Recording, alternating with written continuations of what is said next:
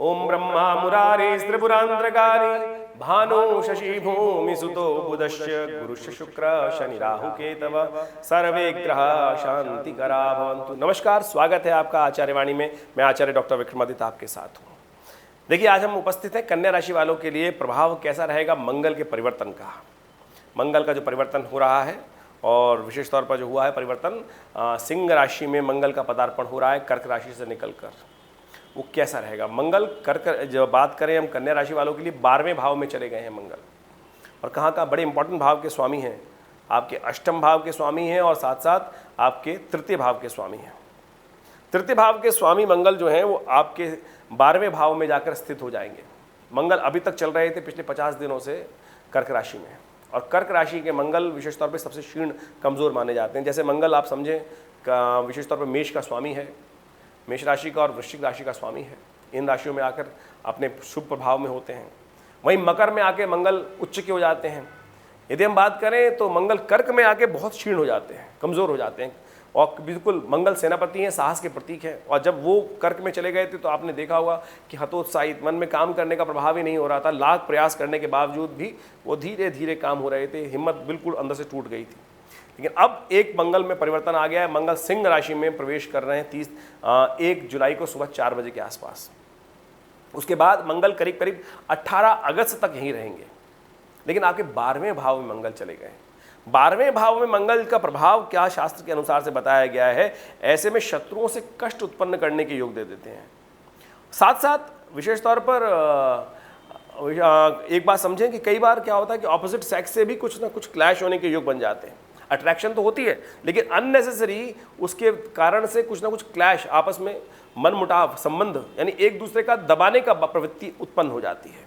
साथ साथ यात्राओं के योग भी इस राशि के अनुसार से जब मंगल भाव में आते हैं तो वो योग देने के योग देते हैं साथ साथ। और यदि हम बात करें तो ऐसे में कुछ स्वास्थ्य के संबंधित समस्याएं भी उत्पन्न करने के योग देते हैं, यानी रक्त विकार इत्यादि समस्याएं उत्पन्न होने के योग देते हैं। ऐसे में राज्य से अननेसेसरी क्लेशेस, बड़े लोगों से अननेसेसरी दोस्ती तो बनती है, लेकिन कई लोग जो कंजर्वेटिव विचार के होते हैं उनसे अननेसेसरी के क्लैश, अननेसेसरी के बैठे बैठाए दुश्मनी, बैठे बैठाए शत्रुता उत्पन्न करने के योग दे देते हैं इस प्रकार के। और साथ साथ इस कुंडली के अनुसार से यदि हम बात करें तो व्यापार में कई स्पेसिफिक मंगल संबंधित कार्यों में विशेष तौर पर लाभ के योग भी बना देते हैं मंगल। बड़े बड़े लोगों से मुलाकात होती है। लेकिन एक समस्या इसके साथ और भी है कि शनि मंगल, ये मंगल की जो परिवर्तन होगा, शनि जो आपकी 6ठे भाव में चल रहे हैं उनके साथ 12वें भाव में बैठकर मंगल आपस में समसप्तक योग बना लेंगे। ये आपस में अंतर्द्वंद की स्थिति उत्पन्न कर देगा। इससे आपको बचने की आवश्यकता है। ये स्थिति विशेष तौर पर कष्ट की स्थिति दिखाई देती है। मंगल का योग जो है वो विशेष तौर पर यहाँ आपको परेशानी में उत्पन्न कर सकता है। तो इससे आपको सावधानी, बड़े जीवन अननेसेसरी के लोगों से संघर्ष की स्थिति उत्पन्न होने के योग बन सकते हैं। जो आप मंगल के संबंधित कार्य करेंगे उसमें तो विशेष तौर पर लाभ प्राप्ति होने के योग दिखाई देते हैं, लेकिन अननेसेसरी के झगड़ों से बचने का आपको विशेष तौर पर प्रयास करना चाहिए। मंगल शनि के टकराव होने के कारण जो लोग शेयर मार्केट में काम कर रहे हैं उनको बहुत सावधानी के साथ, आप देखेंगे मार्केट में कुछ ना कुछ ऐसा एकदम झटका आ सकता है, और ऐसे में उससे बचने का आपको प्रयास करना चाहिए। मंगल शनि का जब भी आप निकाल के देखें कुंडली के अंदर योग, जब भी साल 1.5 साल में जो ऐसा योग बनता है तो ऐसा गोता लगाती हैं, उनमें अननेसेसरी प्राकृतिक आपदाएं, झगड़े, एक्सीडेंट इत्यादि के योग बनते हैं। साथ साथ में आतंकवादी घटनाएं कुछ ज़्यादा प्रमुख हो जाती हैं, लोग एग्रेसिव हो जाते हैं, उसके कारण से बचने का प्रयास करना चाहिए।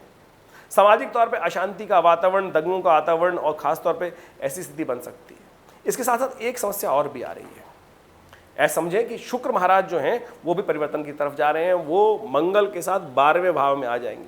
5 जुलाई को शुक्र, कामुकता, शुक्र प्रतीक है लेविशनेस का, आनंद का, लग्जरी का, और मंगल के साथ शुक्र का संबंध बड़ा विचित्र प्रकार का होता है। शुक्र मंगल के साथ आने के कारण से क्या होगा, विलासिता, भोगता, कामुकता, ये सब चीज़ें थोड़ी मन में सिर पे ज़्यादा अधिक चढ़ जाएंगी, तो इनसे बचते हुए कार्य करने की ज़रूरत है। 5 जुलाई से लेकर जो शुक्र की स्थिति है आगे पीछे होगी, वक्री भी होगा, मार्गी भी होगा, साथ साथ अस्त भी होगा।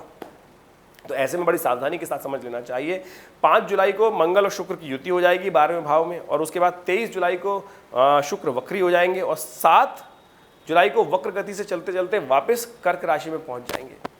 और ऐसे में कर्क राशि में जाकर अंत में आप देखिएगा कुछ अस्त भी हो जाएंगे। तो लेकिन ये 7 अगस्त तक का प्रोग्राम जो है विशेष तौर पे ध्यान रखिएगा, कहीं ना कहीं कामुकता के कारण से थोड़ा बहुत अंदर कामुकता बढ़ जाएगी और थोड़ा सा भोग विलास की तरफ प्रवृत्ति ज़्यादा हो जाएगी। ऐसे में अननेसेसरी का संघर्ष, जैसा हमने कार्यक्रम में आपको हम बताया कि स्त्री मित्रों से कुछ ना कुछ मनमुटाव होने के योग बन सकते हैं, तो कोशिश ये करें वो आपके व्यवसाय में परेशानी लाने के योग बना सकते हैं। ऐसे में कुछ खास उपाय आपको लगातार करने का प्रयास करना चाहिए।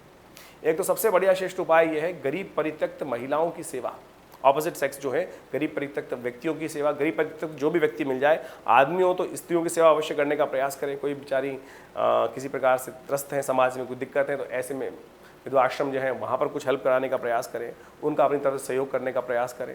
यह आपके लिए बहुत उचित उपाय रहेगा। कंजर्वेटिव लोगों से बच के रहने का आपको बहुत ज़रूरी है।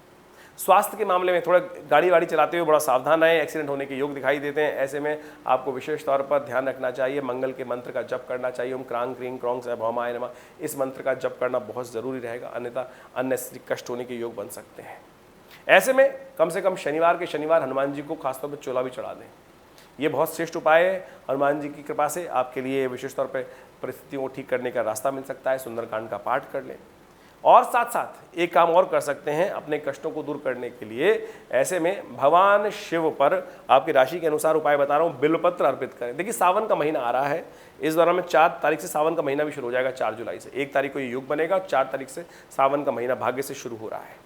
मंगल जो है वो शिव के अंशी हैं, वीरभद्र ही हैं, उनको मंगल का नाम दिया गया। भगवान शिव के आशीर्वाद से सती के जब लेके आए वीरभद्र उस यज्ञ कुंड से निकाल के उनके शरीर को, तब भगवान ने उनको आशीर्वाद दिया और वही वीरभद्र के रूप में स्थित हुए शिव के गण के रूप में विद्यमान है, तो वही मंगल है। तो उनका नित्य प्रति आप कोशिश करें बिल्वपत्र भगवान शिव को अर्पित करने का प्रयास करें। पूरे सावन के सावन ओम त्रिदुलम त्रिगुणाकारम त्रिनेत्रम च त्रिधायं जन्म पाप संहारम बिल्वपत्रम शिवार्पणम, ये छोटा सा उपाय। हींग लगे न फिट करे रंग चोखा हो, इस उपाय को करने से आपके देखिए कष्ट दूर होने के योग बनेंगे।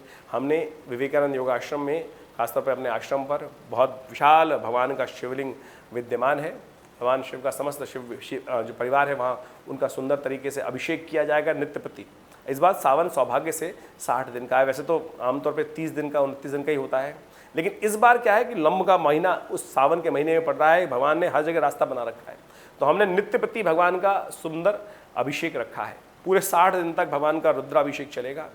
रुद्राष्टाध्यायी के वेद मंत्रों के द्वारा करीब करीब 1-1.5 घंटे का कार्यक्रम होता है। आप भी अपने नाम से उसमें यज्ञ व्यवस्था कर सकते हैं, रुद्राभिषेक की व्यवस्था कर सकते हैं, स्वयं भी भाग ले सकते हैं।